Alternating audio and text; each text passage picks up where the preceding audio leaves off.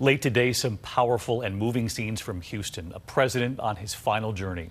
A ride on a special train called Bush 4141 in honor of President George H.W. Bush.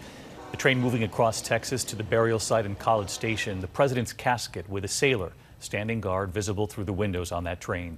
Look at the crowds gathering all along the way to say goodbye. Family members inside the train waving through the windows to supporters. That journey came after a moving service at the family's church in Houston today. The president's closest friend breaking down during a tribute to him. And Reba McEntire, you're about to hear her, bringing George W. Bush to tears. ABC's chief national correspondent, Matt Gupman, tonight.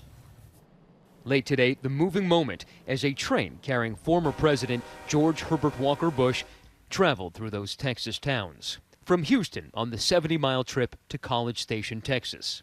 By the thousands, they lined the route, cheering and waving those flags, many saluting the former commander-in-chief as he rode past.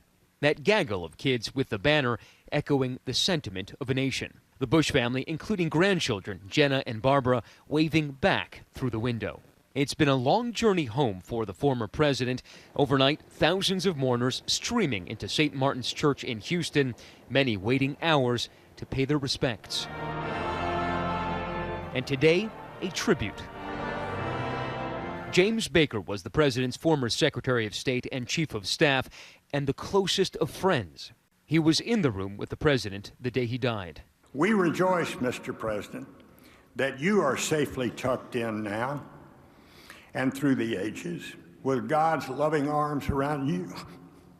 Because our glory, George, was to have had you as our president and as such a friend. The former president's grandson, George P. Bush. Yes, George Herbert Walker Bush is the most gracious, most decent, most humble man that I will ever know.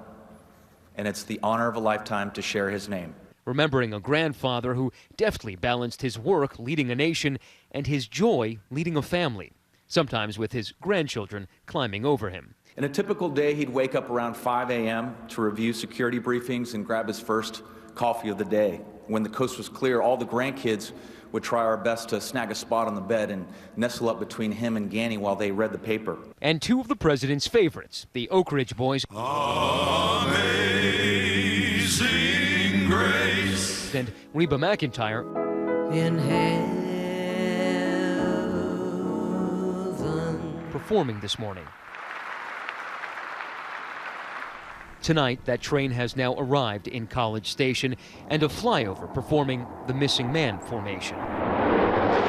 It's a private ceremony for a man who served the public most of his life. George H.W. Bush will be buried alongside his darling Bar, as he called her, and their daughter Robin, who they lost to leukemia when she was just 3 years old. Tonight, the president is back with his wife of 73 years. He held her hand until the end. And now, the young girl he met at the Christmas dance has her partner again. It's been such a powerful love story to revisit for this country this week. And Matt Gupman joins us now from the Presidential Library in Texas. And Matt, we understand a short time ago, the Bush family held their service tonight after so much of this has been in the public eye.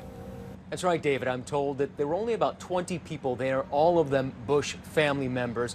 It was a small, simple ceremony. There were no eulogies, no speakers. And when it was all over, I'm told that the president's daughter, Dorothy, was given the flag that had been draping his coffin all day here. That gravesite will finally be open to the public starting on Saturday. David. All right, Matt Gupman in Texas. Hi everyone, George Stephanopoulos here. Thanks for checking out the ABC News YouTube channel. If you'd like to get more videos, show highlights, and watch live event coverage, click on the right over here to subscribe to our channel, and don't forget to download the ABC News app for breaking news alerts. Thanks for watching.